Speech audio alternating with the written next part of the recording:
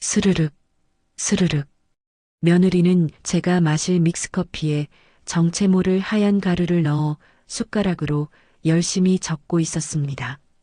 그리고는 태연하게 웃으며 제게 건네더군요. 어머님, 제가 진하게 한 잔 탔어요. 맛있게 드세요. 저는 미소를 지으며 며느리의 손에 그 잔을 다시 쥐어주고는 말했죠. 얘야, 너부터 한 잔 마셔봐라. 그 말을 듣은 며느리의 새하얗게 질린 얼굴, 덜덜 떨리는 손을 보며 저는 결심했습니다. 커피보다 진하고 뜨거운 지옥을 맛을 내가 맛보게 해주겠다고. 안녕하세요. 저는 73이 된 정명욱이라고 합니다. 작은 식당 하나로 가족을 먹여 살린 억척 같은 아줌마죠. 저는 믹스커피를 참 좋아해서 하루에 3잔 정도는 먹어야 에너지가 팍팍 나는 사람이었는데요. 그 좋아하던 믹스커피의 냄새도 다시는 맡기 싫어지게 된 끔찍한 사건을 겪게 됐지 뭐예요? 아직 상처가 아물지 않았지만 이제는 꺼내봐야 할 것 같은 그때의 이야기 지금 들려드릴게요. 그날도 평범한 오후였죠. 저는 거실에서 텔레비전을 보다가 목이 말라 물을 마시러 부엌으로 향했습니다. 그런데 부엌에서 며느리 유라가 선반 뒤쪽을 뒤지며 무언가를 열심히 찾고 있는 모습이 보였어요. 그리고는 주위를 휘휘 살피더니 작은 약병 하나를 꺼내 들고선 하얀 가루를 조심스럽게 털어대 제가 마실 믹스커피 잔에 넣고 있는 것이었습니다. 저는 정말이지 순간 숨이 멎는 것 같았습니다. 유라는 어찌나 태연하게 스푼으로 커피를 저어대는지 마치 설탕을 넣는 것처럼 보이는 자연스러운 행동이었습니다. 제 온몸의 피가 차갑게 식어내렸지만 저는 애써 태어난 척 발소리를 내며 부엌으로 들어가 환하게 웃어 보였습니다. 어이구, 우리 며느리. 뭐하고 있어? 아, 어머님. 아이고, 깜짝이야.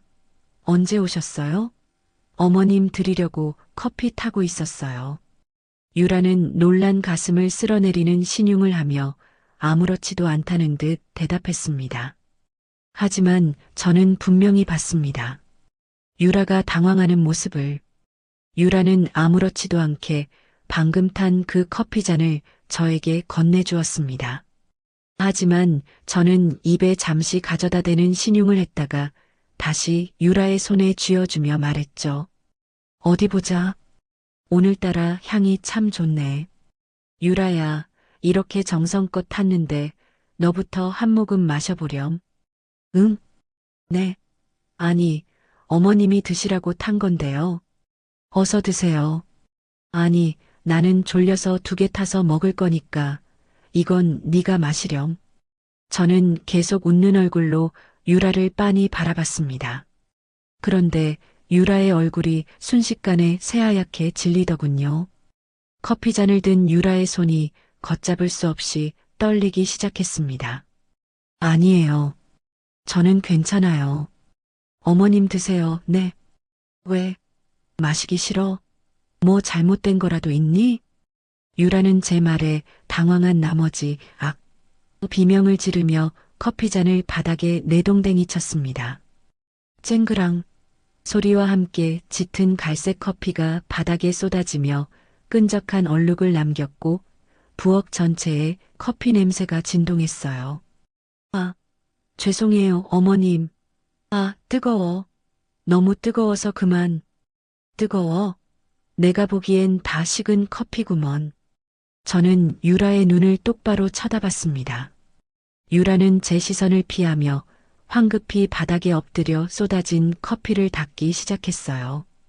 유라의 등이 공포에 질린 듯 바들바들 떨리고 있었습니다.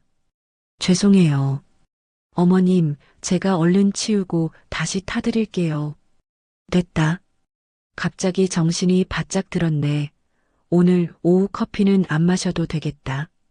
저는 쏟아진 커피를 물끄러미 바라보다 부엌을 나왔습니다. 이것은 단순한 실수가 아니라는 걸 직감했죠.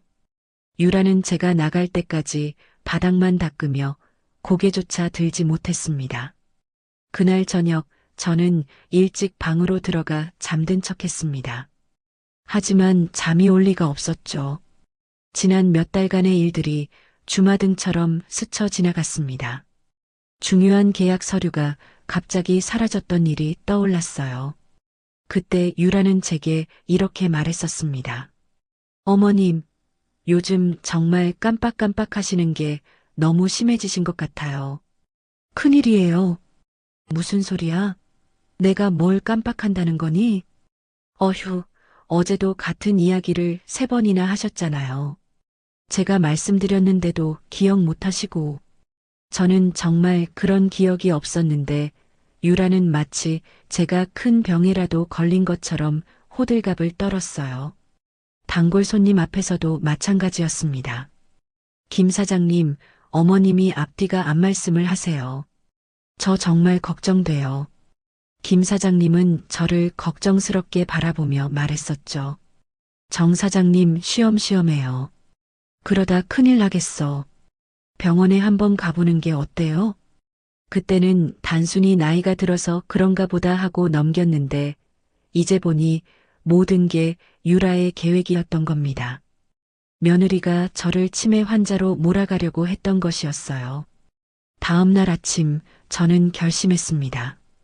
이 지옥 같은 집에서 살아남고 진실을 밝히기 위해서는 저 자신을 완벽히 숨겨야 한다고요. 다음 날 저는 일부러 겉옷을 뒤집어 입고 거실로 나갔습니다. 그리고 멍한 표정을 지으며 거실을 천천히 배회했어요. 어머님, 왜 그러세요? 어디 편찮으세요? 유라가 의심스러운 눈초리로 저를 바라봤습니다. 응? 뭐가? 세상에, 옷을 거꾸로 입으셨네요. 어떻게? 저는 제 옷을 내려다보며 어리둥절한 표정을 지었습니다. 이게 언제 이렇게 됐지? 어머나. 그 순간 유라의 눈빛이 날카롭게 변하는 것을 저는 똑똑히 봤습니다. 아침 식사 때도 저는 연기를 계속했습니다. 일부러 수저를 툭 떨어뜨리고 방금 한 말을 다시 물어봤죠. 유라야, 우리 승준이는 언제 들어온다고 했지? 어머님, 방금 말씀드렸잖아요.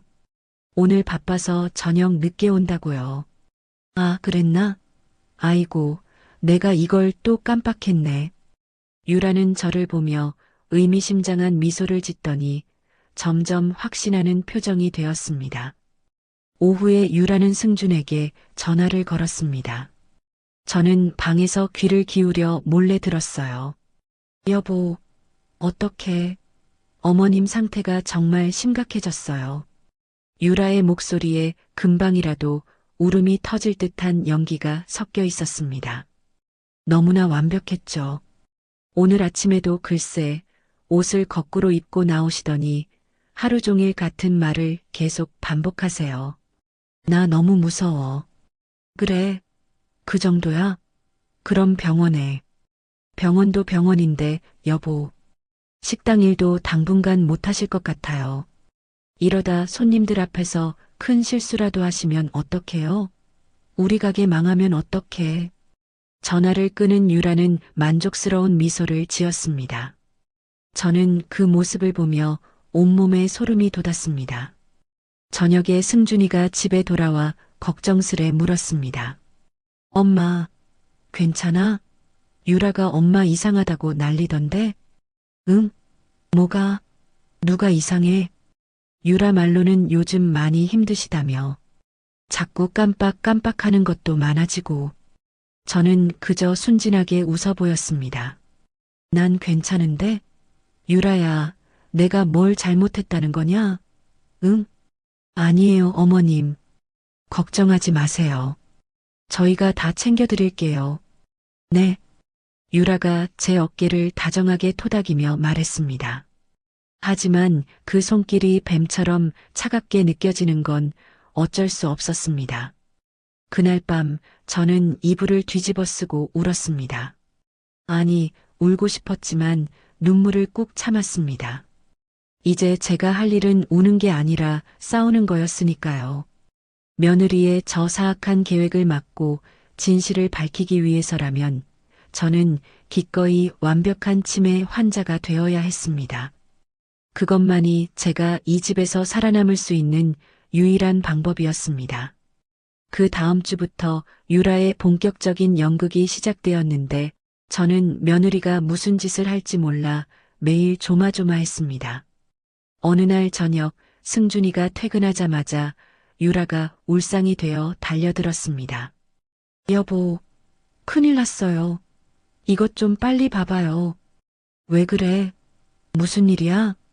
땀은 왜 이렇게 흘려? 아, 글쎄, 이거 식당 장부인데 어머님 계산이 자꾸 틀려서 지금 적자가 심각해요. 이것 좀 봐요. 유라는 금방이라도 울 것처럼 떨리는 목소리로 말하며 조작된 장부를 펼쳐 보였습니다. 저는 멀리서 그 모습을 지켜봤죠. 분명히 저건 유라가 꾸며낸 거짓 숫자들일 겁니다. 뭐야? 다 마이너스잖아. 어떻게 이럴 수가 있어? 여보, 이대로 가다간 우리 식당 정말 문 닫아야 할지도 몰라요. 어떻게? 승준이의 얼굴이 심각하게 어두워졌습니다. 아니, 엄마가 이런 실수를 할 리가 없는데 이상하다? 당장 엄마한테 직접 물어봐야겠어. 여보, 어머님께 여쭤봐도 요즘 상태가 워낙 오락가락하셔서 승준이가 심각한 얼굴로 제게 다가왔습니다. 엄마, 잠깐 나 좀 봐. 식당 장부 말이야. 이거 엄마가 직접 쓴 거 맞아? 응? 장부? 장부가 왜? 저는 일부러 멍한 표정을 지었습니다. 그런데 그때 유라가 타이밍 좋게 물 한 잔을 가져왔어요. 어머님, 목마르시죠? 물 한 잔 드세요. 천천히 말씀하세요. 저는 의심 없이 그 물을 받아 마셨는데 몇 분 뒤부터 머리가 어지러지해지기 시작했습니다.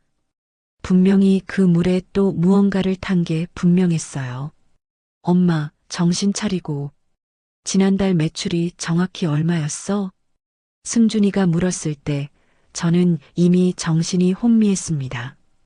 약 기운 때문에 제대로 생각할 수가 없었어요. 매출? 아, 그게 지난달, 아니, 그제 박 사장님하고 거래했던 게. 뭐, 박 사장님? 엄마, 박 사장님은 30년 전에 돌아가셨잖아. 지금 무슨 소리 하는 거야? 아니야, 어제도 나랑 전화했는데? 아니, 그제였나? 아닌가? 저는 저도 모르게 계속 엉뚱한 말만 하고 있었습니다. 약 기운 때문에 과거와 현재가 뒤죽박죽 섞여서 나오는 거였죠. 승준이의 얼굴이 창백해졌습니다. 엄마, 정신 좀 차려봐. 지금이 몇 년도인지 알아? 몰라. 몇 년도? 당연히 알지. 2000 몇 년도더라. 여보, 맞지? 내 말이 맞잖아. 요즘 매일 이런 식이라니까요. 나 무서워서 정말 못 살겠어. 유라가 승준이 옆에서 눈물을 쏟아내며 말했습니다. 그날 저녁 더 큰 사건이 벌어졌습니다. 저는 방에서 쉬고 있었는데 갑자기 매캐한 연기 냄새가 났어요. 부엌에서 무언가 타는 냄새가 진동하더라고요. 아, 불이야. 불. 여보, 불났어요. 유라의 날카로운 비명소리가 집안에 울려 퍼졌습니다. 저는 급히 부엌으로 달려갔어요. 냄비가 새까맣게 타서 부엌이 온통 연기로 자욱했습니다. 승준이도 깜짝 놀라 뛰어나왔어요. 뭐야? 무슨 일이야? 갑자기 웬 연기야? 어머님이 글쎄 가스불을 끄는 걸 깜빡하셨어요. 냄비가 다 탔어. 하마터면 집을 홀라당 태울 뻔했다고. 유라가 기침을 하며 울부짖었습니다. 엄마가 그랬다고? 승준이가 저를 바라봤을 때 저는 정말 당황했습니다. 제가 한 일이 아니었거든요. 아니야, 승준아, 나는 안 했는데? 난 부엌에 온 적도 없어. 어머님, 또 기억 안 나시는 거예요? 제가 똑똑히 봤는데요. 30분 전에 라면 먹고 싶다고 불 올리시더니 그냥 방으로 들어가셨잖아요. 아니야, 나는 라면을 먹고 싶다고 한 적도 없고 물을 올린 적도 없어. 저는 그런 기억이 전혀 없었지만 약 때문에 정신이 혼미한 상태라 확신할 수가 없었습니다. 승준이가 고개를 떨구며 말했어요. 엄마, 이건 너무 위험하잖아. 이러다 정말 큰일 나겠어. 승준아, 엄마는 정말. 엄마, 이제 엄마 혼자 두면 안 될 것 같아. 도저히 안 되겠어. 그때 유라가 승준이의 팔을 잡으며 말했습니다. 여보, 이대로는 안 돼요. 어머님을 안전하게 모셔야 해요. 더 늦기 전에요. 그래야겠어. 유라야, 근데 어떡해? 제가 어머님 모든 걸 대신 관리해 드릴게요. 뭘? 식당 운영권도 통장 관리도 전부 다요. 어머님이 더 큰 실수하시기 전에 우리가 막아야죠. 저는 깜짝 놀라서 소리쳤습니다. 뭐? 안 돼. 그건 내 거야. 내가 뭔데? 어머님, 진정하세요. 제 말 좀 들어보세요. 이게 다 어머님을 위해서예요. 저희가 나쁜 뜻이 있어서 그러겠어요? 유라가 다가와서 제 손을 잡았는데 그 손이 어찌나 차가운지요. 싫어. 나는 괜찮다고. 엄마, 괜찮긴 뭐가 괜찮아. 방금 전만 해도 30년 전에 돌아가신 분 이야기를 하고 불까지 낼 뻔했잖아. 승준이가 한숨을 쉬며 말했습니다. 유라 말이 맞는 것 같아. 당분간은 유라가 관리하는 게 낫겠어. 승준아, 제발 엄마 말 좀 믿어줘. 저는 아들의 손을 간절하게 붙잡았어요. 하지만 승준이는 이미 결정을 내린 표정이었습니다. 엄마 미안해. 하지만 이게 다 엄마를 위한 거야. 빨리 기억이 돌아오도록 건강에만 신경 쓰자. 내일 당장 은행 가서 통장 관리권이랑 식당명의 전부 유라한테 넘길게. 승준아, 안 돼. 그건 안 돼. 어머님, 걱정 마세요. 제가 정말 잘 관리해 드릴게요. 네. 유라가 제 어깨를 토닥이며 위선적인 미소를 지었습니다. 그 순간 저는 모든 걸 잃었다는 걸 깨달았습니다. 그 다음 날부터 제 생활은 지옥으로 변하기 시작했어요. 유라는 제 외출을 철저히 금지시켰어요. 어머님, 어디 가시게요? 안 돼요. 밖에 나가시면 길 잃어버리실 수도 있어요. 나는 괜찮다고. 답답해서 그래. 안 돼요.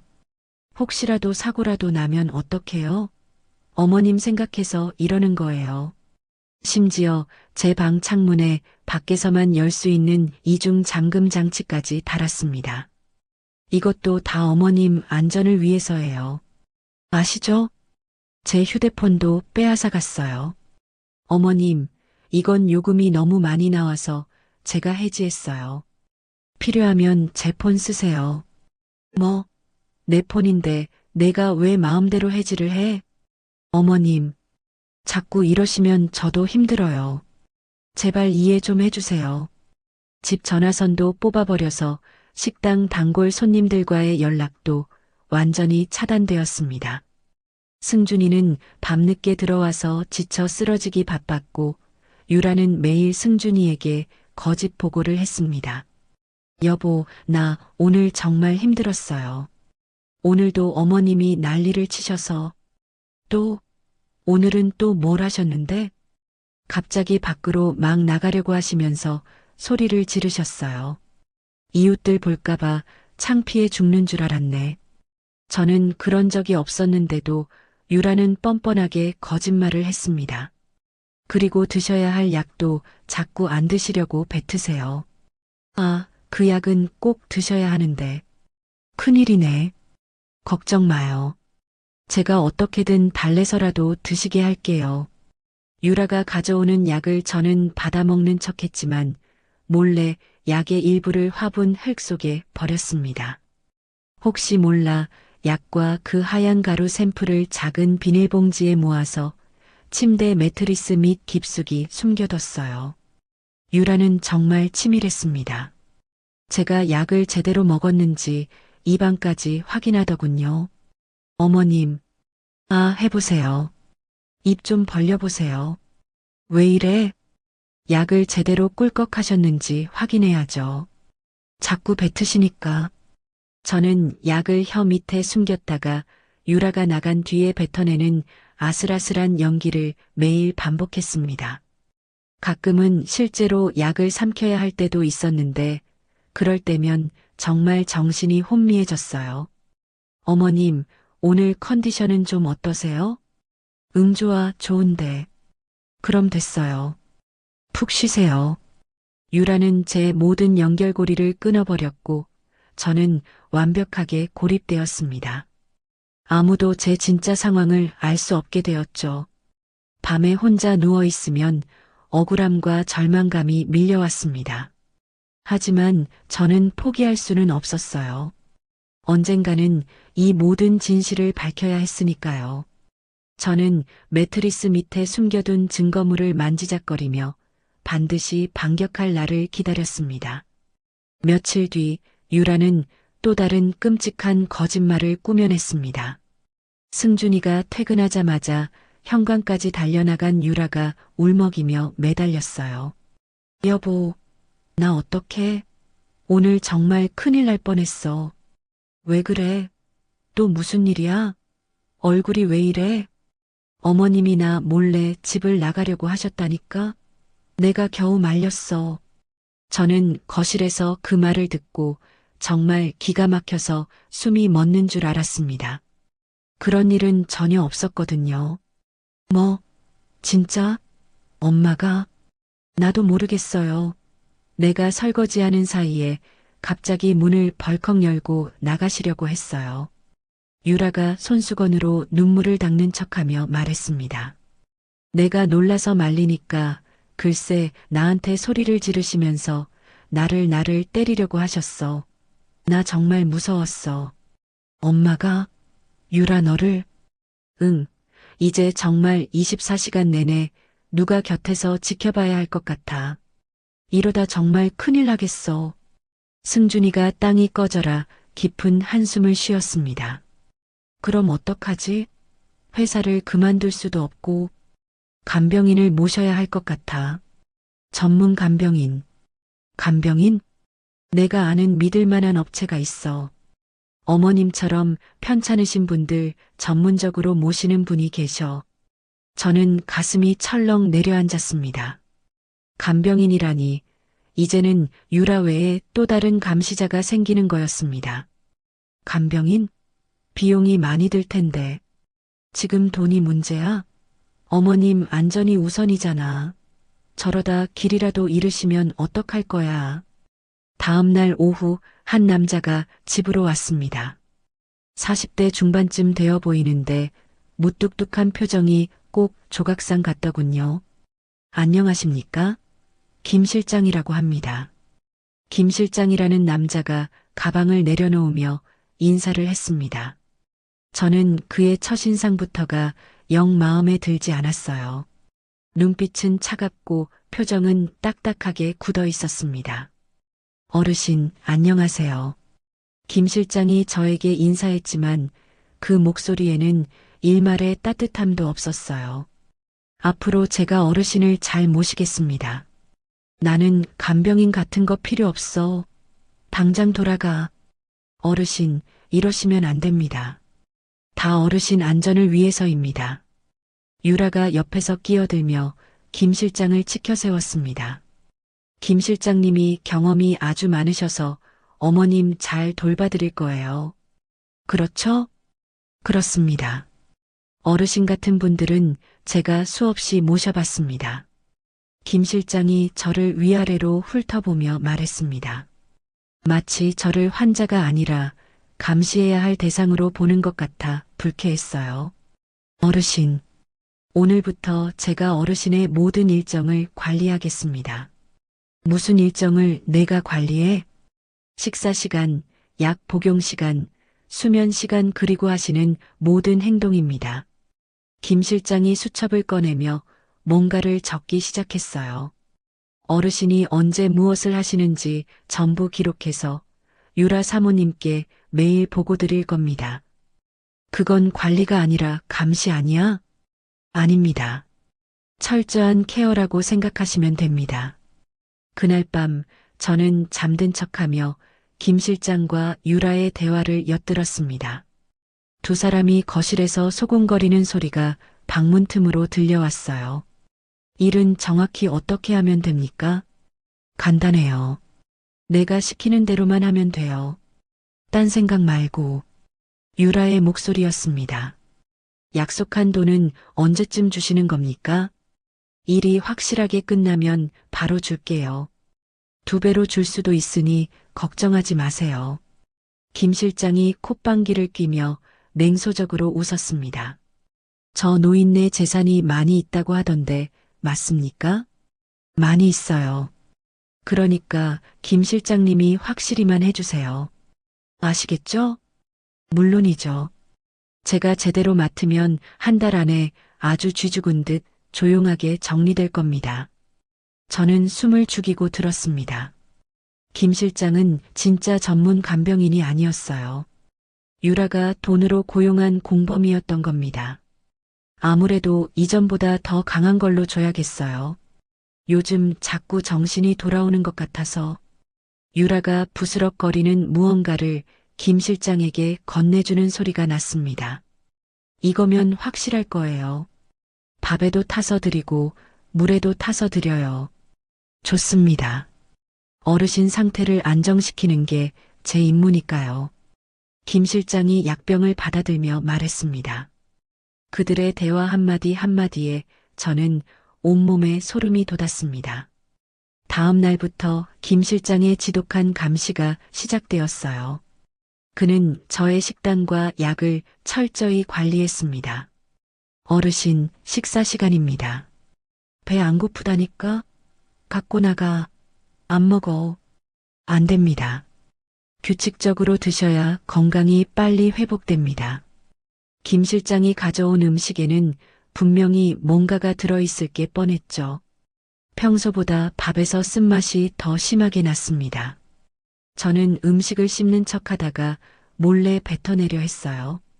하지만 김 실장은 제가 밥을 꿀꺽 삼킬 때까지 식탁 맞은편에 앉아 저를 뚫어지게 감시했습니다.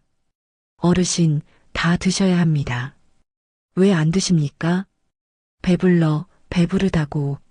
아닙니다. 아직 반도 안 드셨습니다. 어서 드시죠. 김 실장이 제 입 주변을 유심히 바라봤어요. 어쩔 수 없이 저는 그 약이 섞인 음식을 억지로 삼켜야 했습니다. 그런데 제 예상대로 얼마 뒤부터 정말로 정신이 몽롱해지기 시작했어요. 눈앞이 흐려지고 기억이 끊기고 현실감이 떨어졌습니다. 저는 약효에 저항하기 위해 화장실에서 몰래 찬물로 세수를 했습니다. 제 뺨을 세게 때리며 정신을 차리려고 애썼어요. 어르신, 화장실에서 지금 뭐 하십니까? 안 보여? 세수하잖아. 위험합니다. 세수도 제가 도와드릴게요. 나오시죠. 김 실장이 화장실 문 앞까지 따라와서 저를 감시했습니다. 며칠 뒤 승준이가 퇴근했을 때 김 실장이 기다렸다는 듯이 보고를 했습니다. 오늘 어르신 상태가 많이 안 좋으셨습니다. 네, 어떻게요? 자꾸 비틀거리시면서 복도에서 넘어질 뻔하셨습니다. 증상이 다시 심해지신 것 같습니다. 저는 그때 약 기운 때문에 정말 비틀거렸던 겁니다. 하지만 김 실장은 그걸 마치 제가 원래 그런 것처럼 태연하게 말했습니다. 맞아, 여보, 어머님이 이제 혼자서는 아무것도 못하셔. 유라가 슬픈 표정으로 거들었습니다. 밥도 다 흘리시고 화장실 가는 것도 헷갈려 하시고 나 정말 어떡하면 좋아. 유라는 잊지도 않은 거짓말을 뻔뻔하게 잘도 해댔죠. 김 실장은 제가 잠든 사이에 제 방을 뒤지기도 했습니다. 저는 잠든 척하며 실눈을 뜨고 그 모습을 지켜봤어요.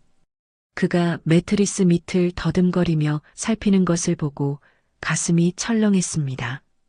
다음 날 저는 매트리스 밑에 숨겨둔 약 샘플을 다른 곳으로 옮겼습니다. 승준이가 어릴 때 가지고 놀던 낡은 소민형의 배를 살짝 째서 그 안에 비닐봉지를 넣고 다시 꿰매 숨겼습니다. 며칠이 지나면서 저는 정말 이대로는 죽겠다 싶은 위험을 느꼈습니다. 이대로 가다간 약물에 중독되어 정말 김 실장 말처럼 쥐 죽은 듯 조용하게 없어지게 될 참이었어요. 그러던 어느 날 오후 드디어 기회가 왔습니다. 김 실장과 유라가 식당 장부를 맞춰보러 함께 나갔어요. 어르신, 잠깐 나갔다 올 테니 방에서 절대 나오시면 안 됩니다. 아시겠습니까? 김 실장은 현관문을 밖에서 잠그고 갔습니다. 저는 두 사람이 나간 것을 확인하고 비상용으로 숨겨둔 보조 열쇠를 찾아냈습니다. 오래전에 만약을 대비해서 현관 입구 화분 뒤에 몰래 숨겨둔 열쇠였죠. 저는 떨리는 손으로 문을 열고 잠옷바람으로 집을 뛰쳐나왔습니다. 하지만 약 기운 때문에 다리가 제대로 움직이지 않았어요. 발음도 어눌해져서 말이 제대로 나오지 않았습니다. 도와주세요. 살려주세요. 지나가는 사람들에게 필사적으로 소리쳤지만 사람들은 저를 이상하게 쳐다보며 피했습니다. 할머니, 괜찮으세요? 어디 편찮으세요? 한 젊은 여자가 다가와 걱정스럽게 물었어요. 저를 좀 도와주세요. 며느리가 저한테 독을 먹였어요. 네. 할머니, 무슨 말씀이세요? 혹시 낮술 드셨어요? 제 말이 횡설수설로 들렸을 겁니다. 약 때문에 정신이 혼미한 상태였으니까요.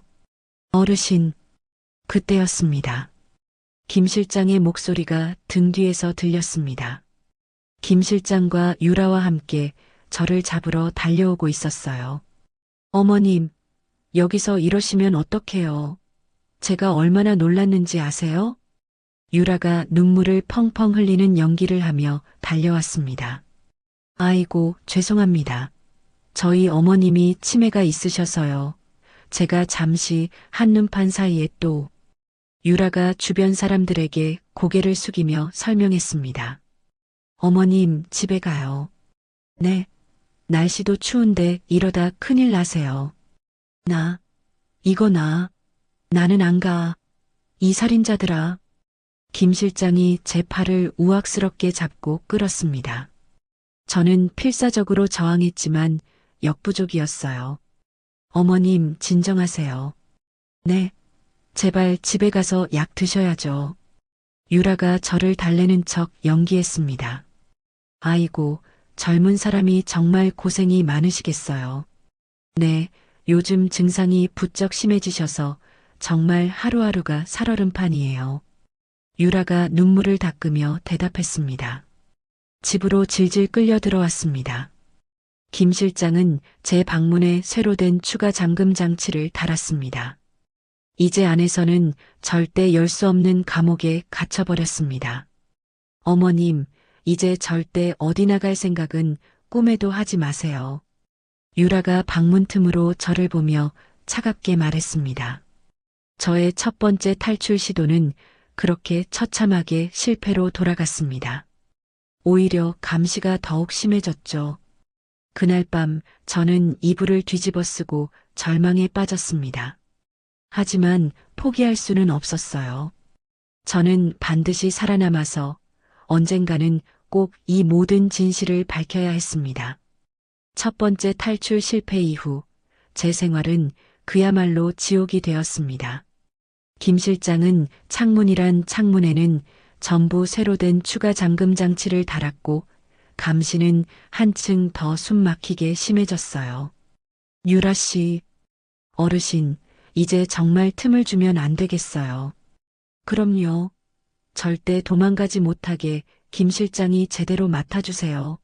아셨죠? 화장실 가는 것부터 모든 순간을 제가 싹 다 따라붙어야겠습니다. 좋아요. 그렇게 해주세요. 쥐새끼 한 마리도 빠져나가지 못하게 하세요. 저는 며칠 동안 그들의 눈을 피해 기회를 엿보면서 창문 보조 잠금 장치를 조금씩 헐겁게 만들어뒀습니다. 음식을 나를 때 몰래 챙겨둔 작은 숟가락 끝으로 나사를 들키지 않게 아주 조금씩 풀어놨어요. 언젠가 또 기회가 올 거라고 생각하면서요. 며칠 뒤 그토록 기다리던 기회가 찾아왔습니다. 유라에게 급한 전화가 한 통 걸려왔어요. 네, 세무사님 뭐라고요? 다시 말씀해 보세요. 유라의 목소리가 불안감에 떨리며 점점 높아졌습니다. 아니, 그게 무슨 말이에요? 세무조사라니.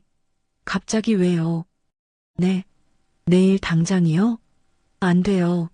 지금 장난하세요? 돈은 돈대로 받아가면서 일 처리를 어떻게 하시는 거예요?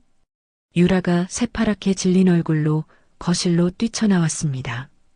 김 실장님, 큰일 났어요. 무슨 일이십니까? 밖에서 다 듣겠습니다. 식당에 세무조사가 나온대요.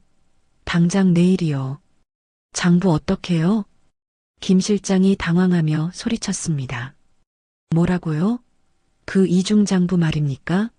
저는 어르신 지켜야 해서 나갈 수가 없는데요. 아, 몰라. 일단 잠깐만이에요. 1시간이면 될 거예요. 빨리 서류부터 찾아야 돼요. 정신 차리세요, 유라 씨. 그 서류가 어디 있죠? 저번에 숨긴 거. 아, 나도 몰라. 빨리 찾아봐요, 빨리. 두 사람이 거실에서 서류를 뒤지며 언성을 높이는 소리가 들렸습니다. 저는 이 기회를 절대 놓칠 수 없었습니다. 떨리는 손으로 창문 보조 잠금 장치의 나사를 완전히 풀었어요. 창문이 소리 없이 조용히 열렸습니다. 1층이라 다행히 높지 않았어요. 저는 조심스럽게 창문을 통해 몸을 빼냈습니다. 쿵! 땅에 발을 딛는 순간 그만 발목을 심하게 접질렸어요. 아야! 저는 비명을 참으며 아픈 다리를 이끌고 건물 로비로 향했습니다. 하지만 약 기운이 아직 남아있어서 다리가 천근만근 무겁고 휘청거렸어요. 로비에 도착했을 때 저는 더 이상 버틸 수가 없었습니다. 그대로 차가운 바닥에 쓰러지고 말았어요. 할머니, 괜찮으세요? 누군가가 저를 부축해 일으켜 세웠습니다. 앳되어 보이는 젊은 여학생이었어요. 할머니, 어디 아프세요? 119 부를까요?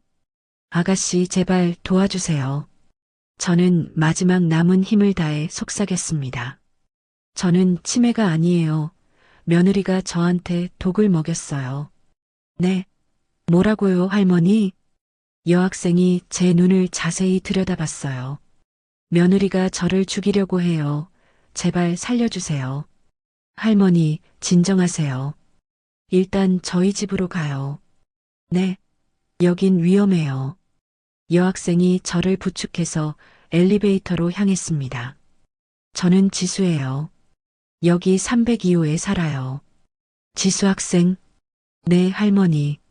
무슨 일인지 차근차근 말씀해 보세요. 지수라는 학생이 저를 자기 방으로 데려갔습니다. 할머니, 우선 이거라도 드세요. 따뜻한 물이에요. 지수가 물을 가져다 주며 말했어요. 천천히 말씀하세요. 제가 다 들어드릴게요. 저는 지수의 눈을 바라봤습니다. 그 눈에는 진심 어린 걱정이 담겨 있었어요. 정말로 제 말을 믿어줄 거예요? 네, 할머니. 천천히 말씀하세요. 저는 처음부터 모든 이야기를 했습니다. 믹스커피에 하얀 가루를 타던 유라의 모습부터 시작해서 살아남기 위해 치매 연기를 하게 된 이유, 그리고 김 실장이라는 공범에 대한 이야기까지 모든 걸 털어놨어요.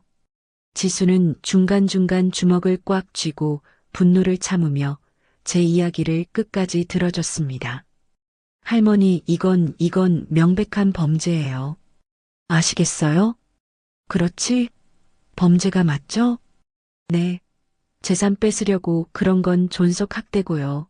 그 약은 살인 미수예요. 절대 용서 못해요. 지수가 제 손을 잡으며 단호하게 말했습니다. 하지만 지금 할머니 말씀만으로는 증거가 부족해요. 그 사람들이 발뺌하면 끝이에요. 그럼 어떻게 해야 하죠? 결정적인 물증이 필요해요. 그 사람들이 자기들 입으로 범행을 인정하는 장면, 그걸 녹화해야 해요. 지수가 가방에서 작은 상자를 꺼냈어요. 이게 뭐예요? 초소형 몰래카메라예요. 제가 과제 때문에 샀던 건데 이렇게 쓰일 줄은 몰랐네요. 지수가 손바닥보다 작은 검은색 카메라를 보여줬습니다. 이건 와이파이에 연결되면 자동으로 제가 설정한 보안 클라우드에 영상이 저장돼요. 클라우드? 인터넷 저장 공간이에요. 혹시라도 카메라를 들켜서 부서져도 원본 영상은 저한테 안전하게 남아있을 거예요. 지수의 말에 저는 희미한 희망을 느꼈습니다. 그럼 제가 어떻게 하면 되죠? 할머니 죄송하지만 다시 그 지옥 같은 집으로 돌아가셔야 해요. 네. 다시 돌아가요? 네. 그리고 이 카메라를 그들이 모르게 설치해야 해요. 지수가 카메라 사용법을 자세히 설명해 줬습니다. 이 카메라는 아주 작아서 액자 뒤나 시계 뒤에 숨길 수 있어요. 설치하다가 들키면 어떡하죠? 제가 도와드릴게요. 할머니가 집으로 돌아가실 때 제가 밖에서 시끄럽게 소란을 피워서 그놈들 주의를 돌릴게요. 지수가 구체적인 계획을 세워줬습니다. 그들이 밖으로 나오는 그 틈에 재빨리 설치하세요. 알겠어요. 꼭 그렇게 할게요. 카메라 렌즈는 할머니가 약 드시는 침대랑 그 사람들이 주로 대화하는 소파 쪽을 향하도록 하세요. 아시겠죠? 저는 지수의 부축을 받으며 다시 집으로 돌아갔습니다. 현관문 앞에서 김 실장이 저를 보고 기겁을 하며 소리쳤어요. 어르신이 왜 거기 계십니까? 어디 갔다 오셨어요? 유라도 비명을 지르며 뛰어왔습니다. 어머님, 세상에 어디 가셨던 거예요? 문은 어떻게... 바로 그때 계획대로 밖에서 지수의 목소리가 들렸습니다. 아, 도둑이야. 거기서 도둑이야. 사람 살려. 지수가 온 힘을 다해 크게 소리치며 소란을 피웠어요. 뭡니까? 저 소리? 아, 시끄러워. 뭐야 또. 김 실장님, 빨리 가보세요. 누가 훔쳐볼라. 유라가 저를 노려보며 말했습니다. 어르신, 여기 꼼짝 말고 계세요. 아시겠어요? 김 실장과 유라가 소리의 근원을 확인하러 현관으로 달려나간 그 틈을 타 저는 재빨리 제 방으로 들어갔습니다. 떨리는 손으로 지수가 준 초소형 카메라를 꺼냈어요. 벽에 걸린 낡은 가족사진 액자 뒤쪽에 카메라를 조심스럽게 붙였습니다. 렌즈가 침대와 맞은편 작은 소파를 향하도록 각도를 맞췄습니다. 아무도 없습니다. 어떤 학생이 고양이 보고 소리 질렀나 봅니다. 아, 진짜 뭐야, 재수없게 시리. 김 실장과 유라가 투덜거리며 다시 방으로 들어왔을 때 저는 침대에 누워 멍한 표정을 짓고 있었어요. 어머님, 똑바로 말씀하세요. 어디 갔다 오신 거예요, 네? 유라가 제 어깨를 거칠게 흔들며 물었습니다. 산책? 이 꼴로? 문은 어떻게 열었어요? 말해요. 어디 갔다 왔냐고요? 산책 그냥 산책. 저는 같은 말만 되풀이했어요. 유라가 화가 머리끝까지 난 표정으로 저를 때릴 듯이 노려봤지만 밖에서 또다시 지수의 소리가 들려왔습니다. 아, 진짜. 저 학생 아직도 시끄럽네. 김 실장님 가서 조용히 좀 시키고 와요. 유라가 이를 갈며 말했습니다. 저는 이불을 머리끝까지 뒤집어 쓰고 그들의 시선을 피했습니다. 심장이 밖으로 튀어나올 것처럼 미친 듯이 뛰었습니다. 카메라가 제대로 작동하고 있는지 들키지는 않았는지 걱정이 되었습니다. 하지만 이제 저에게도 희망이 생겼습니다. 지수라는 천사 같은 학생이 저를 도와주고 있었고 결정적인 증거를 잡을 수 있는 장치도 무사히 설치했으니까요. 이제 유라와 김 실장이 자신들의 범행을 스스로 드러내기만 하면 되는 겁니다. 저는 그날을 기다리며 다시 한번 완벽한 치매 연기를 계속했습니다. 카메라를 설치한 지 사흘이 지났습니다. 마침 승준이가 부산으로 1박 2일 출장을 떠난 그날 밤, 저에게 그토록 기다리던 기회가 찾아왔습니다. 유라와 김 실장은 제가 평소보다 많은 약을 먹고 깊이 잠들었다고 생각한 모양이었습니다. 저는 실제로 약 기운 때문에 머릿속이 안개처럼 몽롱했지만 완전히 의식을 잃지는 않았어요. 숨소리조차 죽인 채 거실에서 들려오는 두 사람의 목소리에 모든 신경을 집중했습니다. 아이고, 김 실장님. 그동안 고생 많으셨어요. 자, 한 잔 받으세요. 허허, 감사합니다. 유라 사모님. 오늘은 저도 좀 마셔도 될 것 같습니다. 저 노인네 오늘따라 아주 깊이 잠들었거든요. 유라가 소주병을 따는 소리가 경쾌하게 났습니다. 그럼요. 자, 우리의 위대한 성공을 위해서 건배. 이제 정말 얼마 안 남았어요. 호호. 정말 그렇습니다. 그 노인네도 이제 슬슬 한계인 것 같고요. 김 실장이 술잔을 단숨에 비우며 말했습니다. 근데 김 실장님, 요즘 약 반응이 어때요? 확실한 거죠? 돈 쓴 보람이 있어야 할 텐데. 걱정 마십시오. 아주 좋습니다. 며칠만 더 이 용량을 유지하면 뇌가 완전히 망가져서 말 그대로 완벽한 금치산자가 될 겁니다. 허허. 유라가 그 말을 듣더니 마녀처럼 웃었습니다. 어머, 정말요? 호호. 그럼 그 지긋지긋한 노인네 정신병원 입원은 언제쯤이면 될까요? 다음 주면 충분합니다. 서류는 이미 완벽하게 준비해뒀거든요. 김 실장이 가방에서 서류를 꺼내는 소리가 들렸죠. 이 진단서만 있으면 아드님이 반대해도 우리가 강제로 입원시킬 수 있습니다. 어머, 완벽해. 좋아요. 그럼 재산 처분은요? 병원에 안전하게 들어가시면 바로 시작하겠습니다. 이 식당 건물부터 싹 매각하고 예금도 모두 해외 계좌로 빼돌릴 겁니다. 제 심장이 쿵쾅거렸습니다. 이 모든 끔찍한 대화가 저 낡은 액자 뒤 카메라에 고스란히 녹화되고 있다고 생각하니 가슴이 터질 것 같았어요. 그런데 유라 사모님, 그 노인네 재산이 정확히 얼마나 됩니까? 이 고생을 하는데 확실히 알아야죠. 호호. 걱정 마세요. 이 식당 건물값만 해도 억대고 현금 예금도 상당해요. 이 정도 고생 충분히 할 만하죠. 안 그래요? 좋습니다. 김 실장이 만족스러운 듯 술잔을 기울였습니다. 근데 승준 씨는 어떻게 할 겁니까? 눈치라도 채면. 승준이? 걔는 그냥 바보예요, 바보. 지 엄마가 정신병에 걸려서 돈 다 날렸다고 하면 아마 저를 위로해주면서 철석같이 믿을걸요?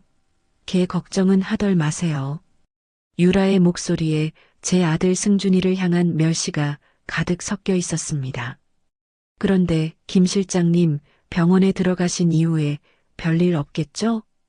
허허, 유라 사모님은 별 걱정을 다 하십니다. 문제가 생기지 않게 하면 됩니다. 자연스럽게 돌아가시게 만들 수 있는 약물도 제가 미리 다 준비해놨다는 거 아니겠습니까? 저는 정말이지 숨이 멎을 뻔했습니다. 이 악마들이 결국엔 제 죽음까지 계획하고 있었던 겁니다. 정말? 어머, 세상에. 그런 것도 있어요? 어떻게? 티 안 나게? 네.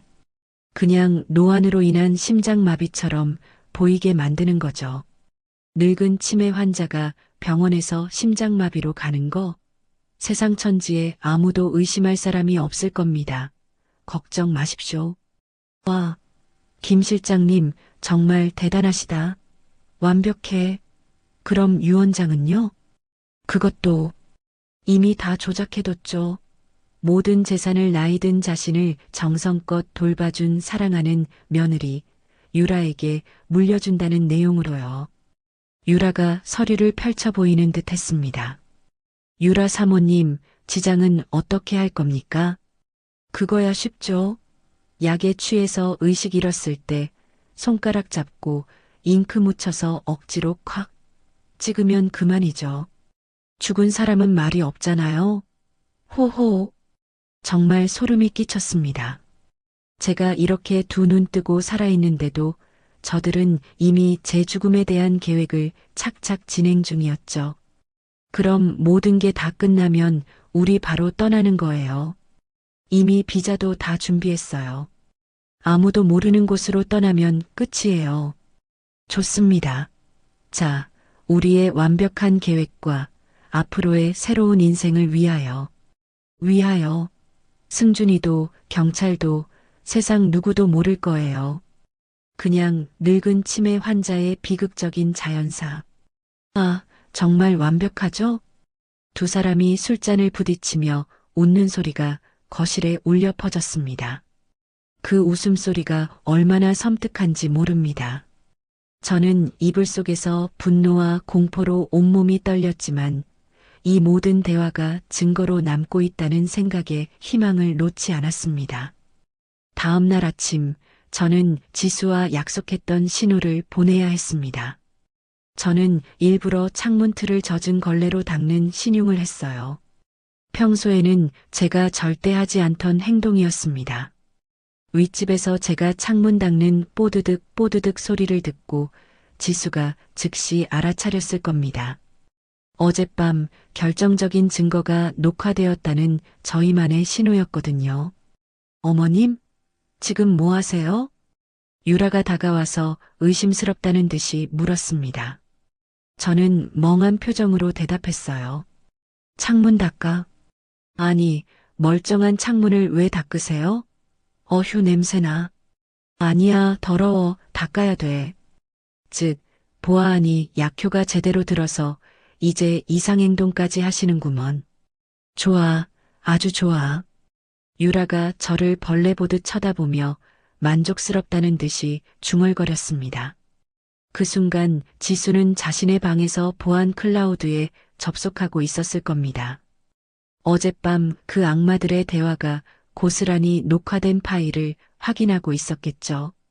저는 신호를 보낸 것만으로도 한숨 돌렸습니다. 이제 승준이가 출장에서 돌아오기만 하면 모든 것을 밝힐 수 있을 거라고 생각했습니다. 그런데 그날 오후 모든 것이 틀어질 뻔한 예상치 못한 일이 벌어졌습니다. 유라가 갑자기 콧노래까지 흥얼거리며 제 방으로 들어왔어요. 어머님, 방이 너무 엉망이네. 오늘은 내가 아주 구석구석 깨끗하게 대청소 좀 해드려야겠다. 청소? 네, 청소요. 어머님이 하도 이상한 짓을 하고 다니셔서 말이에요. 어디다 뭘 숨겨놨는지도 모르겠고, 유라가 평소와 달리 꼼꼼하게 제 물건들을 뒤지기 시작했습니다. 저는 불안한 예감에 휩싸였습니다. 유라가 옷장부터 시작해서 책상 서랍, 화장대 구석까지 샅샅이 뒤졌습니다. 마치 무언가를 작정하고 찾는 사람 같았어요. 제가 탈출 시도를 했던 것을 수상하게 여겨 제가 뭔가 증거를 숨겨둔 게 있을 거라고 의심하는 모양이었습니다. 저는 애써 태연하게 약에 취해 잠꼬대하는 척했습니다. 아이고, 왜 이렇게 잠이 오지? 하지만 제 등은 이미 식은땀으로 흠뻑 젖어 있었어요. 바로 그때 유라의 손이 벽에 걸린 낡은 가족사진 액자들로 향했습니다. 제 심장이 덜컥 내려앉아 멎는 것 같았습니다. 어이구, 이 액자들도 먼지가 아주 잔뜩 쌓였네. 닦아줘야지. 유라가 액자를 하나씩 들어서 뒤편을 확인하기 시작했습니다. 어머님, 시끄러워. 잠꼬대 좀 그만하세요. 저는 더 크게 잠꼬대를 했습니다. 승준아, 내 아들 승준아, 보고 싶다. 유라가 비웃음을 흘리며 마침내 카메라를 숨겨둔 그 액자에 손을 대는 순간 저는 온몸이 얼어붙었습니다. 이게 뭐야? 왜 틈이 벌어져 있지? 유라가 액자를 이리저리 돌려보더니 뒷면에 작은 틈새를 발견했습니다. 이상하네. 뭐가 튀어나와 있는데. 유라의 손가락이 카메라 렌즈를 톡 건드렸습니다. 이건 이까만 건 설마. 유라의 표정이 순식간에 변했습니다. 단순한 의심에서 차가운 확신으로 그리고 끓어오르는 분노로 바뀌었죠. 이거 뭐야? 제길, 카메라잖아. 유라가 악을 쓰며 카메라를 벽에서 거칠게 떼어냈습니다. 저는 이제 모든 게 끝났다고 생각했습니다. 하지만 한 가지 희망이 남아 있었습니다. 이미 어젯밤의 그 끔찍한 대화는 지수의 클라우드에 백업되었을 거라는 사실이었죠. 유라가 부서진 카메라 조각을 손에 쥐고 저에게 다가왔습니다. 그 얼굴에는 정말이지 지옥에서 올라온 악마 같은 분노가 가득했습니다. 이제 더 이상 상냥한 며느리의 가면은 그 어디에도 없었습니다. 그럼 이게 다 이 늙은 여우가 벌인 연극이었어? 이런 미친, 내가 감히 나를 속여? 짝! 하는 날카로운 소리와 함께 유라가 제 뺨을 세차게 후려쳤습니다.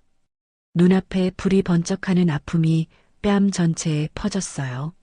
하지만 저는 더 이상 연기할 필요가 없었습니다. 이제 모든 게 끝났으니까요. 그래, 니년의 그 끔찍한 죄악을 밝히기 위해서다. 저는 유라를 차갑게 쏘아보며 말했습니다. 뭐라고? 이 노망난 할망구가 돌았나, 감히 나한테. 다 알고 있다. 내가 내 커피에 그 하얀 가루를 탄 것부터 오늘 이 순간까지 너희가 꾸민 모든 짓을 전부 다. 유라가 충격에 입을 벌린 채 저를 바라봤습니다. 김 실장님, 당장 이리 좀 와보세요. 빨리.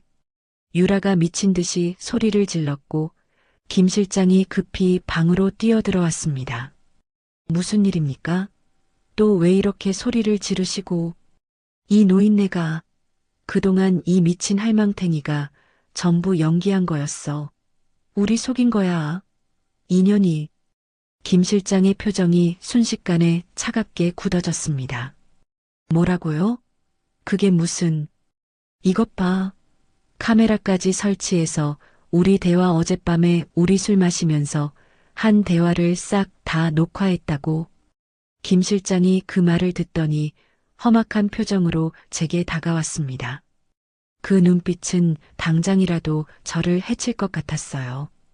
어르신, 정말 다 알고 계셨던 겁니까? 그럼 너희 둘이 내 등 뒤에서 무슨 짓거리를 하는지 내 눈으로 똑똑히 보고 내 귀로 똑똑히 들었다. 이 악마 같은 놈들아. 김 실장도 유라처럼 제 방을 미친 듯이 뒤지기 시작했습니다. 젠장, 다른 증거는요? 다른 건 더 없습니까? 아, 소민영. 맞아. 저 낡은 소민영. 저기다 뭘 숨겼을 거야. 저번에 만지작거리는 거 봤어. 빨리 배를 째봐요.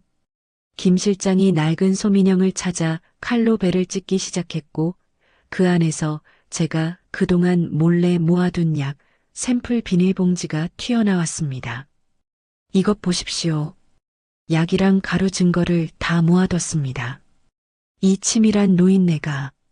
유라가 카메라를 바닥에 여러 번 내던져 부숴버렸습니다. 이딴 거 달아놓는다고 뭐가 달라질 줄 알았어. 이 늙은이가. 어차피 넌 끝났어. 파리 목숨이야. 카메라가 산산조각 났습니다. 아, 잠깐만 유라 씨. 영상이 백업되었을 수도 있습니다. 요즘 카메라는 클라우드 뭐 그런 거. 뭐? 클라우드? 그게 뭔데? 아, 어떡해. 그럼 우리 이제 다 끝난 거야? 어떡하냐고. 정신 차리세요. 일단 인터넷부터 끊어요. 전송 못하게. 빨리. 유라가 급히 거실로 달려가서 인터넷 공유기의 선을 모조리 뽑아버렸습니다. 그리고 제 방에 있던 작은 라디오까지 바닥에 내던져 박살을 냈어요. 어제 윗집 학생, 그 소란 피우던 학생이 아마도 공범일 겁니다. 그년이 틀림없어. 뭐해? 그럼 당장 가서 잡아와요. 그년 입도 막아야지. 빨리. 알겠습니다. 여기 꼼짝 말고 계십시오. 김 실장이 방을 나간 사이 유라가 저를 의자에 앉히고 창고에서 가져온 밧줄로 묶기 시작했습니다. 이거나, 이 악마 같은 년. 사람 살려. 사람 살려. 시끄러워. 어디서 소리를 질러. 이제 아무도 너 같은 년 말 안 믿어. 유라가 부엌에서 행주를 가져와 제 입에 억지로 쑤셔 넣었습니다. 저는 소리조차 지를 수 없게 되었습니다. 얼마 뒤 김 실장이 지수를 거칠게 끌고 들어왔습니다. 지수의 손도 이미 뒤로 묶여 있었습니다. 할머니, 할머니. 지수가 저를 보고 울부짖었습니다. 너도 조용히 해. 새파랗게 어린 것이 어디서 못된 걸 배워가지고. 김 실장이 지수를 제 옆 의자에 묶었습니다. 노트북이랑 휴대폰 싹 다 가져왔습니다. 김 실장이 지수의 가방을 바닥에 쏟아부어 전자기기들을 꺼냈습니다. 유라가 지수의 노트북을 열어서 미친 듯이 뒤지기 시작했습니다. 없어. 파일에 아무것도 없잖아. 어디다 숨겼어. 빨리 말해. 아까 말했잖습니까? 클라우드. 이미 인터넷으로 옮겼을 겁니다. 아, 그럼 어떡해. 우리 이제 다 끝났어. 어떡하냐고. 유라가 패닉에 빠진 목소리로 자기 머리를 쥐어뜯으며 소리쳤습니다. 정신 차리세요, 유라 씨. 방법이 있습니다. 아직 안 늦었어요. 일단 둘 다 저 노인네랑 저 학생년까지 싹 다 정신병원에 쳐넣어 버립시다. 뭐? 둘 다? 이 학생도? 그래요. 이 학생도 그냥 미친년으로 만들어버리는 겁니다. 치매 노인네한테 감화돼서 망상에 빠진 미친년으로 둘 다 묶어서 보내면 끝입니다. 좋아. 그럼 승준이는? 승준이한테는 뭐라고 해? 승준 씨한테는 지금 당장 전화해서 거짓말하세요. 빨리. 어머니가 발작해서 흉기 들고 난리친다고. 유라가 떨리는 손으로 휴대폰을 꺼내며 승준이에게 전화를 걸었습니다. 그리고 순식간에 울먹이는 목소리로 변했습니다. 여보, 큰일 났어. 빨리 나 좀 살려줘. 흑흑. 유라의 목소리가 순식간에 공포에 질린 사람처럼 떨리기 시작했습니다. 완벽한 연기였어요. 어머니가 갑자기 발작을 일으켜서 나를 심하게 때렸어. 무서워. 유라가 울부짖으며 말했습니다. 그리고 윗집 학생까지 방에 끌어들여서 지금 둘이 같이 흉기를 들고 나를 죽이려고 해. 어떻게? 쨍그랑. 김 실장이 유라의 눈짓을 받고 옆에 있던 화병을 바닥에 던져 박살냈습니다. 어르신, 제발 그 칼 좀 내려놓으세요. 어르신, 이러다 우리 모두 다칩니다. 김 실장이 큰 소리로 연기했습니다. 여보, 들리지? 지금 김 실장님이 겨우 맞고 있어. 나 정말 죽을 것 같아. 무서워. 유라가 전화기에 대고 비명을 질렀습니다. 제발 지금 당장 구급차 아니 병원 사람들 좀 불러줘. 빨리. 제발. 전화 너머로 승준이의 당황한 목소리가 들렸습니다. 뭐? 엄마가? 유라야, 진정해. 알았어. 내가 지금 당장 부를게. 절대 다치지 않게 숨어 있어. 알았지? 승준이가 완전히 속아 넘어간 것 같았습니다. 빨리 와줘. 정말 위험해. 으앙. 유라가 울부짖으며 전화를 끊었습니다. 됐어요. 승준이가 구급차 부른대요. 우리가 부르는 그 사설 구급차 맞죠? 당연하죠. 우리 사람들이에요. 전화 한 통이면 바로 튀어오지. 김 실장이 만족스러운 표정을 지었습니다. 그럼 이제 어떻게 하죠? 일단 둘 다 얌전하게 만들어야죠. 시끄럽게 굴면 곤란하니까. 진정제 나서 병원으로 보냅시다. 김 실장이 가방에서 주사기를 꺼냈습니다. 저는 묶인 채 필사적으로 몸부림쳤지만 밧줄이 너무 단단했습니다. 지수도 마찬가지였어요. 할머니 괜찮을 거예요. 꼭 괜찮을 거예요. 지수가 작은 목소리로 저를 위로하듯 말했습니다. 뭐라고? 이 어린 것이 지금. 유라가 지수에게 다가갔습니다. 아무것도 아니에요. 그냥 무서워서 그랬어요. 지수가 겁에 질린 척 고개를 돌렸습니다. 김 실장과 유라는 지수의 노트북과 메인 휴대폰을 빼앗았지만 지수가 외투 안주머니에 몰래 숨겨둔 작은 예비 휴대폰까지는 발견하지 못했습니다. 저는 지수가 무언가 하고 있다는 것을 느꼈습니다. 그때 밖에서 사이렌 소리가 들려오기 시작했습니다. 왔네요. 우리 손님들이. 아주 빠르네. 유라가 창문을 내다보며 섬뜩하게 웃었습니다. 자, 김 실장님, 빨리 진정제 놓으시죠. 얌전하게 축 처진 채로 뻗어서 나가야 그림이 좋으니까. 김 실장이 주사기에서 공기를 빼며 저에게 다가왔습니다. 어르신, 조금만 참으세요. 아주 편안하게 해드릴게요. 김 실장이 제 팔을 우악스럽게 잡고 주사 바늘을 들었습니다. 주사 바늘이 제 팔에 꽂히기 직전이었습니다. 저는 마지막 희망을 지수에게 걸었습니다. 지수가 그 악마들의 대화가 담긴 영상을 누군가에게 보냈기를 간절히 바랐습니다. 구급차 사이렌 소리가 점점 더 가까워졌습니다. 김 실장의 차가운 주사기가 제 팔을 향해 망설임 없이 내려오고 있었습니다. 이제 정말로 모든 게 끝나는 걸까요? 지수는 이미 잡히기 전 영상을 송출한 상태였습니다. 그 영상 파일은 세 곳으로 동시에 날아갔습니다. 첫 번째는 부산 출장에서 막 돌아오던 승준이의 개인 메일함이었습니다. 두 번째는 지수가 미리 연락해 두었던 경찰서 강력팀 형사님의 메일이었죠. 그리고 세 번째는 저희 식당 단골 김 사장님에게 보내졌습니다. 그때 승준이는 김포공항에서 막 택시를 타고 집으로 오는 중이었습니다. 휴대폰에서 띠링하고 메일 알림이 울렸어요. 어머니는 치매가 아닙니다. 지금 당장 이 영상을 확인하세요. 어머니가 위험합니다. 제발. 지수가 보낸 절박한 메시지를 본 승준이는 무슨 스팸인가 싶어 당황했을 겁니다. 기사님, 죄송한데 잠깐만 차 좀 세워주세요. 승준이가 택시 안에서 떨리는 손으로 영상을 재생했습니다. 어두운 화면 속에서 자신이 그토록 사랑했던 아내 유라와 간병인으로만 알았던 김 실장의 목소리가 흘러나왔습니다. 이제 며칠만 더 이 약 용량을 늘리면 완벽한 금치산자가 될 겁니다. 그 노인네 재산이면 이 정도 고생은 할 만하죠. 호호.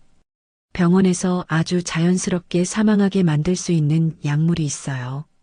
심장마비처럼. 승준이는 바보라서 끝까지 속을 거예요. 걔 걱정은 하덜 마세요. 안 돼. 이게 뭐야? 이럴 리가 없어. 승준이는 택시 뒷좌석에서 아이처럼 오열했을 겁니다. 자신이 그토록 믿었던 아내가 자신의 어머니를 독살하려 했다는 끔찍한 진실을 마주하게 된 거죠. 기사님, 유턴해주세요. 저희 집으로. 제발 최대한 빨리 가주세요. 빨리. 승준이가 울부짖으며 즉시 지수가 함께 보낸 경찰서 번호로 전화를 걸었습니다. 여보세요. 경찰서 맞죠? 긴급 상황입니다. 살인미수예요.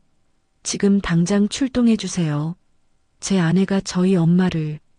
한편 저희 집 현관문이 부서져라 열리고 사설 구급대원들이 들이닥쳤습니다. 어르신들, 시끄럽게 굴면 다칩니다. 조용히 하세요. 구급대원 중 한 명이 저와 지수를 보며 말했지만 그들의 눈빛은 사람을 구하러 온 눈빛이 아니었습니다. 그들 역시 김 실장 그리고 유라와 한통속이었죠. 뭘 꾸물거려요. 빨리 저것들 침대로 옮겨요. 정신병원으로 바로 보낼 거니까. 유라가 히스테릭하게 소리치며 지시했습니다. 김 실장, 마취제 효과가 얼마나 가죠? 가는 길에 깨면 곤란한데. 걱정 마십시오. 한두 시간 정도는 완전히 의식을 잃을 겁니다. 얌전해지겠죠. 김 실장이 다시 주사기를 들고 제게 다가왔습니다. 저는 이제 정말 끝이라고 생각하며 눈을 감았습니다. 그런데 바로 그때였습니다. 현관문이 아까보다 더 거칠게 그야말로 부서지듯 열렸습니다. 경찰이다. 전부 손들어. 꼼짝 마. 움직이면 쏜다.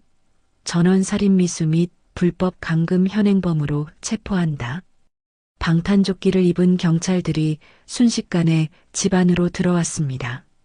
악마 같던 유라와 김 실장이 그리고 사설 구급대원들까지 모두 그 자리에서 얼어붙었습니다. 뭐야? 경찰이 왜 여기에 왜? 유라가 믿을 수 없다는 듯 당황하며 소리쳤습니다. 젠장, 도망쳐. 김 실장이 상황 파악을 끝내고 저를 인질로 잡으려고 달려들었습니다. 어르신, 가만히 계세요. 그때 경찰들 뒤를 따라 들어온 승준이가 김 실장을 향해 몸을 날렸습니다. 이 개자식아, 내가 감히 우리 엄마 목숨을 가지고 장난을 쳐? 승준이가 김 실장을 덮쳤고 두 사람이 바닥을 굴렀습니다. 승준아, 저는 제 아들을 보고 안도의 한숨을 내쉬었습니다. 엄마, 괜찮아요? 제가 왔어요. 승준이가 엉엉 울며 제 밧줄을 풀어주었습니다. 아, 이거 나. 여보, 승준아, 나 아니야. 저 노인네가 저 윗집 계집애 가. 둘이 짜고 나한테 누명 씌우는 거야. 저 영상? 저거 다 조작된 거라고. 전현들이 미쳤어. 여보. 유라가 경찰에게 붙잡혀 수갑이 채워지면서까지 끝까지 발악했습니다. 조작된 영상이 아닙니다. 원본 파일 전부 확보했습니다. 당신이 직접 한 말들이지 않습니까? 경찰관이 유라에게 차갑게 말했습니다. 아니야. 나는 아무것도 안 했어. 나는 우리 어머님 정성껏 모셨다고. 저 인간이, 김 실장, 저 인간이 다 한 거야. 난 몰라.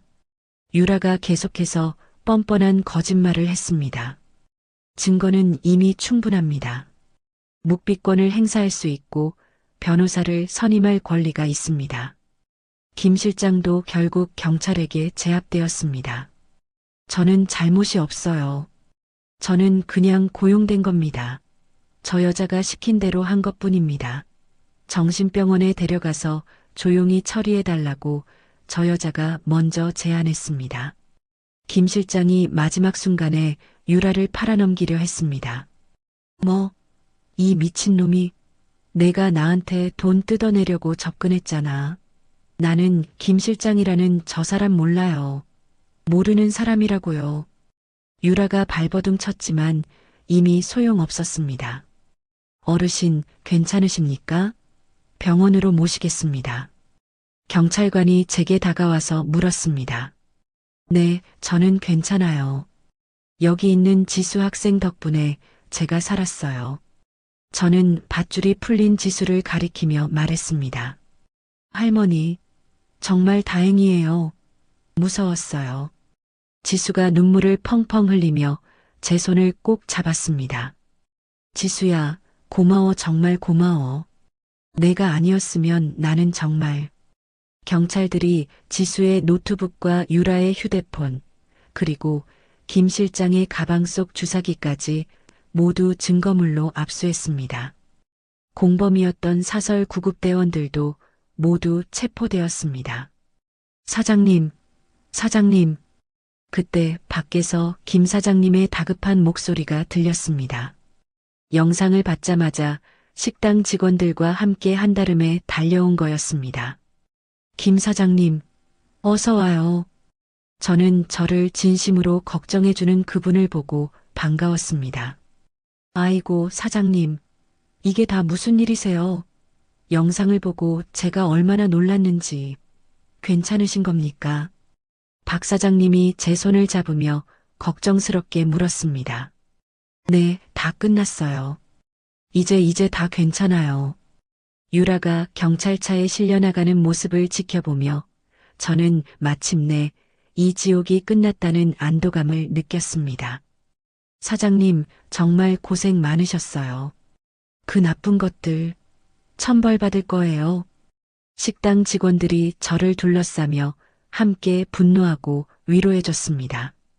이제 식당으로 돌아오실 수 있겠네요. 너무 보고 싶었어요. 네, 그럼요. 빨리 돌아가고 싶어요. 내 식당으로. 경찰과 사람들이 모두 떠난 뒤 엉망이 된 집에는 저와 승준이 단둘만 남았습니다. 승준이는 깨진 유리 조각이 널브러진 거실 바닥에 무릎을 꿇고 앉아 있었습니다. 승준이는 차마 제 얼굴을 쳐다보지 못했습니다. 엄마, 제가 할 말이 없어요. 정말 죄송해요. 승준이의 목소리가 죄책감으로 심하게 떨렸습니다. 승준이가 제 앞으로 기어오다시피 다가와 고개를 숙였습니다. 엄마, 제가 얼마나 바보였는지 엄마 말은 안 믿고 저 악마 같은 여자 말만 믿고 엄마를 의심했어요. 제가 죽일 놈입니다. 승준이가 제 발을 붙잡고 아이처럼 울부짖었습니다. 엄마가 얼마나 고통스럽고 외로우셨을지 생각만 해도 제가 미치겠어요. 이 불효자식을 차라리 저를 죽여주세요, 엄마. 엄마, 제가 정말 죽을 죄를 지었어요. 제발 저 좀 용서해주세요. 네. 저는 그저 제 발을 붙잡고 절규하는 승준이를 가만히 내려다봤습니다. 하지만 제 마음은 시베리아 벌판처럼 얼어붙어 차가웠습니다. 지난 몇 달간 제가 겪었던 지옥 같은 시간들이 주마등처럼 스쳐 지나갔습니다. 독이 든 커피를 마실 뻔했던 그날의 공포부터 살아남기 위해 매일 침에 연기를 하며 버텨야 했던 그 굴욕적인 시간들까지. 하지만 그 무엇보다 제일 아팠던 건 제 목숨보다 사랑하는 친아들 승준이가 저를 믿지 않았다는 그 사실이었습니다. 엄마, 제발 뭐라도 말씀 좀 해주세요. 네. 차라리 제 뺨을 때려주세요. 저를 욕해달라고요. 엄마. 승준이가 계속 빌었지만 저는 아무 말도 할 수가 없었습니다. 승준이의 그 뜨거운 눈물이 제가 받은 상처를 씻겨낼 수는 없었습니다. 배신감과 절망감이 아직도 제 가슴 깊이 못처럼 박혀 있었습니다. 저는 아무 말 없이 승준이의 손을 뿌리치고 일어나 제 방으로 향했습니다. 엄마, 어디 가세요? 엄마, 제발 제 말 좀 들어주세요. 엄마. 승준이가 제 뒤를 따라오며 애원했지만 저는 차갑게 방문을 닫아버렸습니다. 그리고 문을 잠갔습니다. 엄마, 문 좀 열어주세요. 제발, 제가 다 잘못했어요. 엄마. 그날 밤 승준이는 닫힌 제 방문 앞에서 밤새도록 무릎을 꿇고 있었습니다. 문 밖에서는 아들의 울음 섞인 목소리가 끊이지 않고 들려왔습니다. 하지만 저는 그저 침대에 누워서 천장만 바라봤습니다. 이제 모든 게 끝났지만 이것이 완전한 승리라고 할 수는 없었습니다. 제 아들이 저를 믿지 않았다는 그 깊은 상처는 앞으로도 쉽게 아물지 않을 것 같았습니다. 몇 달이 흘렀습니다. 드디어 법원에서 최종 판결이 내려졌어요. 유라는 살인미수와 재산 편취 혐의로 징역 7년을 선고받았고 공범인 김 실장은 징역 5년을 받았습니다. 법원 앞에서 지수가 제 손을 꼭 잡았습니다. 할머니, 우리가 이겼어요. 저 악마들 죗값 치르는 거 보세요. 정의가 승리했다고요. 그래 지수야. 다 네 덕분이다. 내가 아니었으면 이 할머니는 살아있지 못했을 거야. 아니에요 할머니. 할머니께서 끝까지 포기하지 않으셔서 그래서 가능한 일이었어요. 저는 다시 제 식당으로 돌아왔습니다. 직원들이 저를 보자마자 다들 울면서 달려왔어요. 아이고, 사장님, 우리 사장님 맞으시죠? 사장님, 얼마나 걱정했는지 몰라요. 쟤 정말 괜찮으신 거죠? 안 떠나실 거죠? 그럼, 이제 다 끝났어.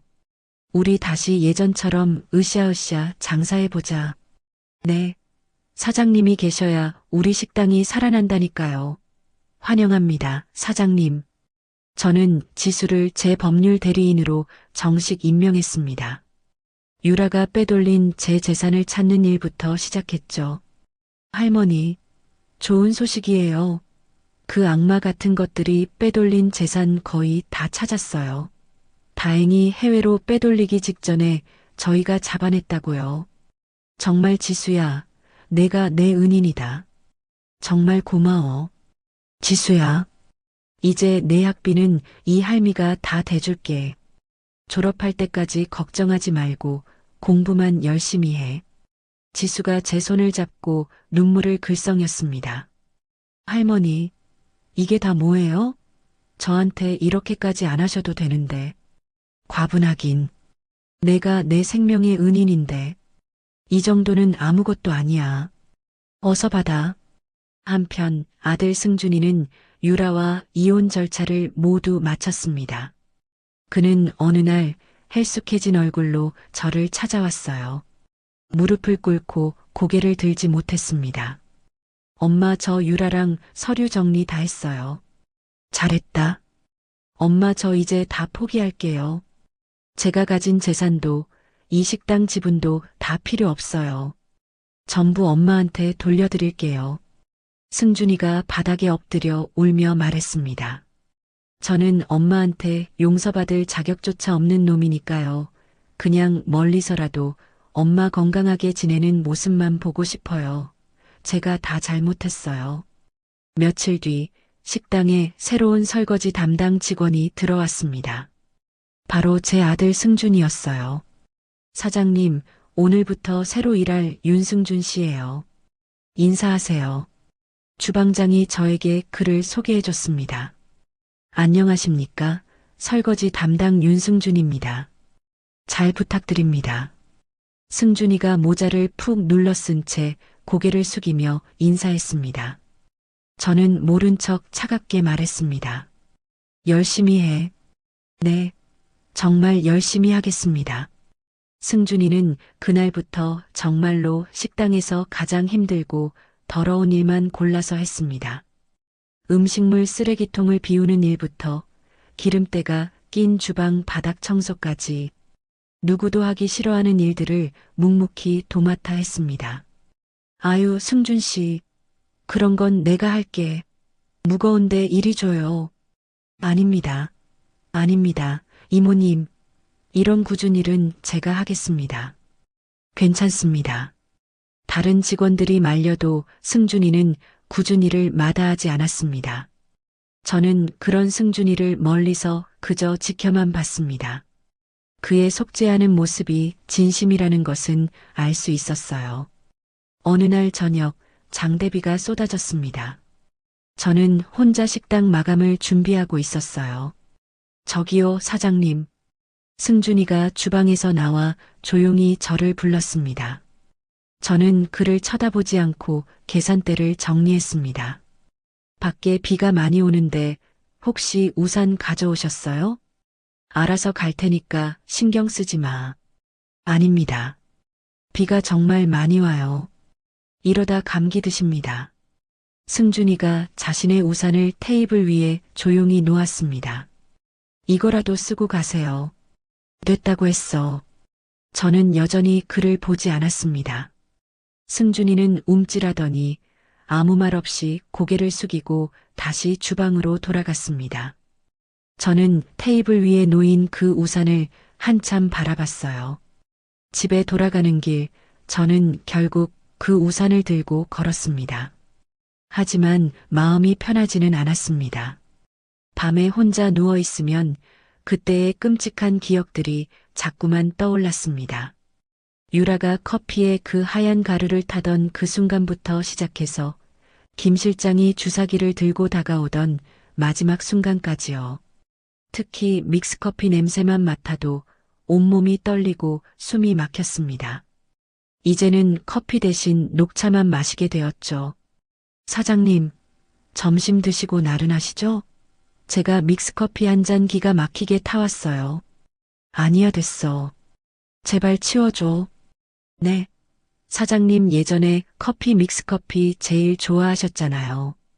그냥 요즘은 입맛이 바뀌었어. 녹차나 한 잔 줘. 저는 이제 더 이상 그 누구도 완전히 믿을 수 없게 되었습니다. 밤에는 반드시 방문을 안에서 단단히 잠그고 잤습니다. 혹시라도 또 누군가 저를 해치러 올까봐 두려웠거든요. 할머니, 괜찮으세요?